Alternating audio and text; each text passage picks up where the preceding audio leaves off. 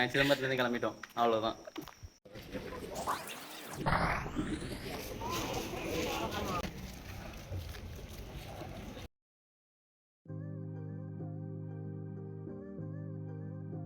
Hi hello friends, நம்ம இப்போ எங்கே போயிட்டுருக்கோம்னா வேளாங்கண்ணி ட்ரிப் தான் போயிட்டுருக்கோம்.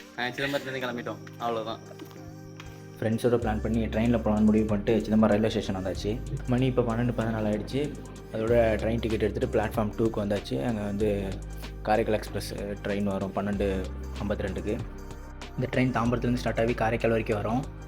தாம்பரத்தில் 9:30க்கு ஸ்டார்ட் ஆகும். இந்த ட்ரெயின் பார்த்திங்கன்னா டெய்லியும் ரன் ஆகிற ட்ரெயின்.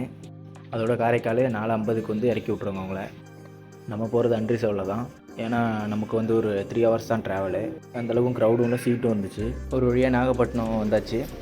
4:15 அந்த மாதிரி தான் வந்து இறக்கி விட்டான். 3:40க்கு வந்திருக்கணும். அடுத்து நாகப்பட்டினத்துலேருந்து வேளாங்கண்ணிக்கு போகிறதுக்கு ஒரு ட்ரெயின் இருந்துச்சு, டெமோ எக்ஸ்பிரஸ்ஸு. அது வந்து 4:15 to 4:35 அந்த ட்ரெயின் டைமிங்கு. இந்த ட்ரெயின் நாகப்பட்டினம் டு வேளாங்கண்ணி வரைக்கும் தான் போகும், டெய்லியும் ரன் ஆகிற ட்ரெயின். இந்த ட்ரெயின் ஒரு 4:25 மாதிரி தான் ஸ்டார்ட் பண்ணாங்க. ஒரு 20 மினிட்ஸில் வேளாங்கண்ணி ரீச் ஆகிட்டோம். இப்போ டைம் பார்த்திங்கன்னா 4:47. நெக்ஸ்ட் நம்ம ரயில்வே ஸ்டேஷனை விட்டு வெளியில் வந்தால் ஷேர் ஆட்டோ இருக்கும். நமக்கு ஓகேனா நம்ம அதில் போயிட்டு அங்கே போய் இறங்கிக்கலாம். விட்டு வெளில வந்ததுக்கப்புறம் தான் ஒரு விஷயத்தை நோட்டீஸ் பண்ணேன். இந்த Velankanni railway station building Velankanni church மாதிரி கட்டி வச்சுருந்தாங்க. பரவாயில்ல, இது நல்லா பார்க்கறதுக்கு ஒரு சூப்பராக இருந்துச்சு. இதே மாதிரி எல்லா ஊர்லேயும் ஃபேமஸான டெம்பிள்ஸ் அதிகமாக இருக்கும். அங்கேயும் இதை போலவே பண்ணால் நல்லாயிருக்கும், பார்க்கவும் அழகாகவும் இருக்கும். நெக்ஸ்ட்டு ஸ்ட்ரீட் சைடு வந்தால் டைரக்ஷன் போர்டு இருக்குது, எந்த பக்கம் சர்ச்சுக்கு போகணுன்ட்டுன்னு. வழி தெரியாதவங்க அதை பார்த்து போய்க்கலாம். நெக்ஸ்ட்டு போகிற வழியே நம்மளை வெல்கம் பண்ணுற மாதிரி ஒரு சூசையப்பர் ஆலயம் ஒன்று இருக்குது. அதை பார்த்துட்டு நம்ம அப்படியே ஸ்ட்ரைட்டாக போயிட்டே இருந்தோம்னா கொஞ்சம் தூரத்துலேயே பஸ் ஸ்டாண்டு வந்துடும். பஸ் ஸ்டாண்ட்லாம் சரி பண்ணி ஏதோ பேர்லாம் வச்சுருக்காங்க. அதுக்கு அப்படியே ரைட் சைடில் திரும்பினீங்கன்னா நம்ம ரெயின் ரூம்ஸ் புக்கிங் ஆஃபீஸ் இருக்குது. அதில் போய்ட்டு நம்ம சர்ச் மூலமாக நம்ம வந்து ரூம்ஸை புக் பண்ணிக்கலாம். நாங்கள் தேர்ஸ்டே மார்னிங் வந்தோம். ஓரளவு பரவாயில்ல, க்ரௌட்லாம் கொஞ்சம் கம்மியாக தான் இருந்துச்சு. அதோட டோக்கன் போட்டு வெயிட் பண்ணிகிட்டு இருந்தோம். 6:10க்கு அப்புறம் தான் ஸ்டார்ட் பண்ணுவாங்க புக்கிங் ஸ்லாட்டு. அதுவும் நம்ம வெயிட் பண்ணி டோக்கன் போட்டு நம்மளோட டோக்கன் நம்பர் 74. ஸோ வந்து டைம் கொஞ்சம் அதிகமாக இருக்குன்றதுக்காக நேராக சன்ரைஸ் பார்த்துட்டு வரலாம் அப்படின்ட்டு நேராக பீச்சுக்கு போயிட்டோம். நெக்ஸ்ட்டு ஒரு நல்ல இடமா பார்த்து உட்காந்துட்டோம். சூரியனுக்காக அவர் எப்போ வருவாருன்னு பார்த்துட்டு வெயிட் பண்ணிவிட்டு ஒரு இடத்துல உட்காந்துட்டோம். அதோட சூரியனும் வந்துச்சு. சூரியனுக்கு ஒரு குட் மார்னிங்கை போட்டுட்டு அங்கேருந்து கிளம்பி வந்தால் ரொம்ப வருஷத்துக்கு முன்னாடி பார்த்த ஃப்ரெண்ட்ஸ்லாம் வந்திருந்தாங்க. நான் யார் சொல்கிறேன்னா அந்த சிட்டுக்குருவிகளை சொல்கிறேன். ஸ்கூல் படிக்கும்போது பார்த்தது இவங்களெல்லாம். இப்போ இவங்கள பார்க்கும்போது தான் சிட்டுக்குருவிகள்ன்ற பறவைகள் இருந்ததுக்கான ஞாபகமே வருது. அதோட அவங்கள பார்த்துட்டு நம்ம புக்கிங் ஆஃபீஸ்க்கே திரும்ப வந்தாச்சு. அந்த எல்இடி இண்டிகேஷன் தான் டோக்கன் நம்பர். 1 ஹவர் வெயிட் பண்ணி ரூம் புக் பண்ணிட்டு வந்தாச்சு. 450 rupees பர் டே. ஆயர் சுந்தரம் இல்லம். புக்கிங் ஆஃபீஸ்லேருந்து 1 கிலோமீட்டர் டிஸ்டன்ஸில் போட்டாங்க. சரி ஓகேன்ட்டு நான் அப்படியே நடந்து போகிற வழியில் முந்திரி பழம், செரிஸ், மாங்காய், அப்புறம் வேர்க்கடலை, நெல்லிக்காய் இதெல்லாம் விற்றுட்ருந்தாங்க. ஒருவேளை நீங்கள் முந்திரி பழத்தை பார்த்தீங்கன்னா மறக்காமல் வாங்கி சாப்பிடுங்க, அதோட டேஸ்ட் சூப்பராக இருக்கும். நெக்ஸ்ட்டு நம்ம புக் பண்ண ரூம் என்ட்ரன்ஸ்க்கு வந்தாச்சு. ஆயர் சுந்தரம் திருப்பயணிகள் இல்லம். வாங்க உள்ளே போயிட்டு ரூமை பார்க்கலாம். ரூம் நமக்கு ஃபஸ்ட் ஃப்ளோர் தான். ஸோ போயிட்டு பார்க்கலாம் எப்படி இருக்குன்ட்டுன்னு. லாக்கரை திறந்து உள்ளே போனால் நமக்கு 2 கார்ட் கொடுத்துருக்காங்க வித் பெட்டோட. சுற்றி பார்க்கும்போது ஓகே, ஒரு டேபிள் சேர் ஒன்று கொடுத்துருக்காங்க, ஒரு வாஷ் பேஷனு, ஒரு மிரர் ஒன்று. அதுக்கப்புறம் பார்த்திங்கன்னா ஒரு சாக்கெட் தான் கொடுத்துருக்காங்க. ஓகே, பரவாயில்ல. அதுக்கப்புறம் விண்டோ சைடு பார்த்திங்கன்னா பீச் வியூ இருக்குது. இங்கேருந்து பார்க்கும்போது ஓரளவு பீச் நல்லா அழகாக பார்க்க சூப்பராக இருக்குது.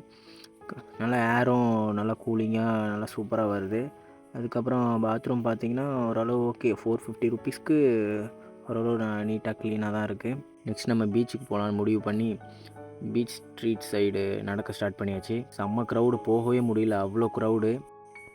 வீடியோவில் பார்த்தீங்கனாலே தெரியும் எவ்வளோ க்ரௌடுன்னு. நாங்களும் பொறுமையாக ஒரு கடையாக போய் விண்டோ ஷாப்பிங் பண்ணிவிட்டு நேராக பீச்சுக்கு போயிட்டோம். பீச் போன வருஷத்துக்கும் இந்த வருஷத்துக்கும் எவ்வளோ சேஞ்ச் ஆகிடுச்சு. சைடில் ஏதோ கல்லெலாம் கொட்டி வச்சுருக்காங்க, இந்த அலையோட ஸ்பீடை குறைக்கணுன்றதுக்காக. எனக்கு மட்டும்தான் அப்படி ஃபீல் ஆகுதா என்னன்னு தெரியல. கடல் மட்டம் இன்க்ரீஸ் ஆகி மேலே வந்த மாதிரியே இருக்குது. நெக்ஸ்ட்டு ஜாலியாக குளித்து முடிச்சுட்டு அங்கேருந்து நடக்க ஸ்டார்ட் பண்ணியாச்சு. நெக்ஸ்ட்டு பொருத்தனை செய்யணுன்றதுக்காக கேண்டில்ஸ்லாம் வாங்கணுன்ட்டு பார்த்துட்ருந்தோம். எவ்வளோ ஷாப்ஸ் பக்கத்தில் கடைகள் அந்த மாதிரி எல்லா இடத்துலையும் விற்றுட்ருந்தாங்க. இருந்தாலும் சில வயதானவங்க கேண்டில்ஸ் விற்றுட்ருந்தாங்க. அவங்கள்ட்ட வாங்குறது நல்லது, ஏன்னா அவங்களுக்கு சில செலவுகள் அடையும் இதனால். நெக்ஸ்ட் நம்ம சர்ச்சில் கேண்டில்ஸ் ஏற்றி வச்சுட்டு நல்லா ஜெபம் பண்ணிவிட்டு அங்கேருந்து நடக்க ஸ்டார்ட் பண்ணி அடுத்த மெயின் சர்ச்சுக்கு கிளம்பியாச்சு. அடுத்து இந்த கோயிலுக்கு போகிற பக்தர்கள் சில பேர் தென்னங்கன்னை காணிக்கையாக எடுத்துகிட்டு போயிட்டு கொடுத்துட்ருந்தாங்க. எதுக்காக தென்னங்கன்னை காணிக்கையாக கொடுக்குறீங்கன்ட்டுன்னு எல்லாத்தையும் கேட்டு விசாரித்தோம். அப்போ அவங்க சொன்னாங்க, குழந்தை இல்லாதவங்களுக்கு குழந்தை பாக்கியம் வேண்டி காணிக்கை செலுத்துறதுக்காக இந்த மாதிரி தென்னங்கன்னை காணிக்கையாக கொடுக்குறாங்க அப்படின்ற மாதிரி சொல்லியிருந்தாங்க. நெக்ஸ்ட் நம்ம ரூமுக்கு போயிட்டு ரெஃப்ரெஷ் ஆகிட்டு பழைய வேளாங்கண்ணி போகலான்னு பிளான் பண்ணிகிட்டு இருந்தோம். அப்போ தான் அம்மா கொடுத்த ஒரு காணிக்கை ஞாபகத்துக்கு வந்துச்சு. தவக்கால காணிக்கை, உன்னால் முடிந்த அளவுக்கு தாராளமாய் கொடு, ஆண்டவரே கைமாறு செய்வார். இதெல்லாம் தவக்காலத்துக்காக சேர்த்து வச்ச காணிக்கை. இதை வந்து வேளாங்கண்ணியில் கொடுத்துடணும் அப்படின்ற மாதிரி சொல்லியிருந்தாங்க அம்மா. ஏழைக்கு இறங்கி உதவி செய்கிறவர் ஆண்டவருக்கு கடன் கொடுக்கிறார். நீங்களும் உங்களால் முடிஞ்ச அளவுக்கு காணிக்கை சேமித்து இல்லாதவங்களுக்கு ஏதாவது உதவி செய்யலாம். நெக்ஸ்ட் நம்ம காணிக்கையை ஓப்பன் பண்ணி நம்ம நண்பர்கள் 4 பேர் இருக்காங்க, அவங்கக்கிட்ட கொடுத்து கேட்குறவங்களுக்கு கொடுக்க சொல்லியாச்சு. நம்மளால் முடிஞ்ச ஒரு சின்ன காணிக்கை. நெக்ஸ்ட் நம்ம சர்ச்சுக்கு போகலான்னு முடிவு பண்ணி போகிற வழியில் பார்த்திங்கன்னா இலவச மோர் கொடுத்துட்ருந்தாங்க. அடிக்கிற வெயிலுக்கு மோரை ஒன்று அடிச்சுட்டு மோர் கொடுத்தவங்களுக்கு தேங்க்ஸ் சொல்லிவிட்டு அங்கேருந்து நேராக சர்ச்சுக்கு வந்தாச்சு. இங்கேருந்து பார்த்தீங்கன்னா அந்த சர்ச் வியூ வந்து உண்மையாகவே சூப்பராக இருக்குங்க. அவ்வளோ ஒரு அழகாக இருந்துச்சு இங்கேருந்து பார்க்கும்போது.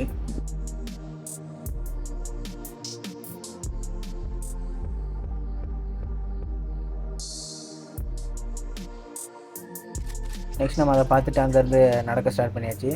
அதுக்கப்புறம் ஃபோட்டோஸ் அந்த மாதிரி எல்லாமே எடுத்துகிட்டு அப்படியே சர்ச்சுக்குள்ளே போக ஸ்டார்ட் பண்ணியாச்சு.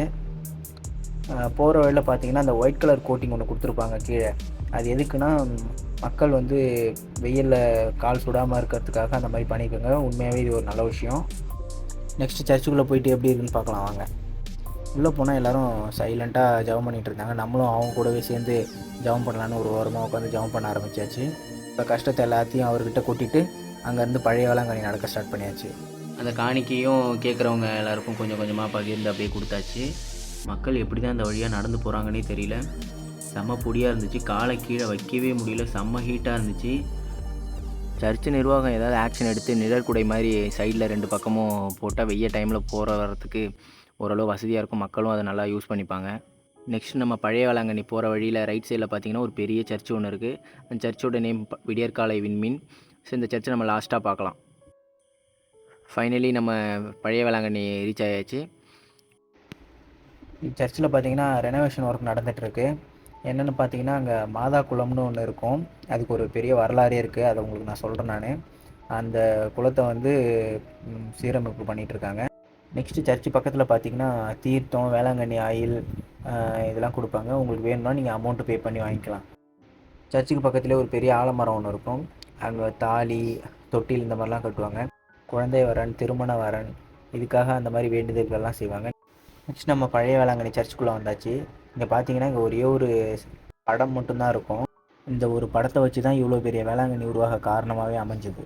நெக்ஸ்ட் நம்ம விடியற்காலை விண்மீன் அந்த சர்ச்சுக்கு வந்தாச்சு. இருக்கிற எல்லா சர்ச்சிலையும் இந்த சர்ச்சு தான் பரப்பளவில் ரொம்ப பெரிய சர்ச்சாக இருக்கும். வாங்க உள்ளே போய் பார்க்கலாம். இந்த சர்ச்சு இடம் நல்லா பெருசாக இருக்கிறதால மக்கள் வந்து இங்கேயே எல்லோரும் ஓய்வு எடுக்க ஆரம்பிச்சிட்டாங்க. இங்கே பாருங்கள் சர்ச்சு எவ்வளோ பெருசுன்ட்டுன்னு உங்களுக்கு காட்டுறேன் நான். மக்களுக்கும் ரொம்ப வசதியாக இருக்குது ரெஸ்ட் எடுக்கிறதுக்கு எல்லாத்துக்கும். நெக்ஸ்ட்டு சர்ச்சை விட்டு வெளில வந்தால் சைட்லேருந்து பார்த்தா சர்ச் இப்படி தான் இருக்கும். இந்த மாதிரி தான் 2 சைடுமே இருக்கும். நம்ம வந்து சென்டரில் போயிட்டு சர்ச்சுக்குள்ளே பார்த்துட்டு வந்தோம். நெக்ஸ்ட்டு சர்ச்சுக்கும் பக்கத்துலேயே பார்த்தீங்கன்னா நல்லா உயரமான ஏசப்பா சிலை ஒன்று இருக்கும். நம்ம எல்லாருக்கும் ஆசீர்வாதம் வழங்குற மாதிரி இருக்கிறதுல இந்த ஸ்டாச்சு தான் நல்லா உயரமான ஸ்டாச்சு. இந்த ஸ்டாச்சு எங்கேருந்து பார்த்தாலும் உங்களுக்கு எல்லாருக்குமே தெரியும். ஓகே ஃப்ரெண்ட்ஸ், மேக்ஸிமம் எல்லா இடத்தையும் கவர் பண்ணியிருப்பேன்னு நம்புகிறேன். இந்த வீடியோ உங்களுக்கு யூஸ்ஃபுல்லாக இருந்திருக்கும் நம்புகிறேன். ஏதாவது மிஸ் பண்ணியிருந்தால் மறக்காமல் கமெண்டில் சொல்லுங்கள். இந்த வீடியோ பிடிச்சிருந்தால் மறக்காமல் லைக் பண்ணுங்கள், ஷேர் பண்ணுங்கள், சப்ஸ்கிரைப் பண்ணுங்கள். தேங்க்ஸ் ஃபார் வாட்சிங். டாடா, பாய் பாய்.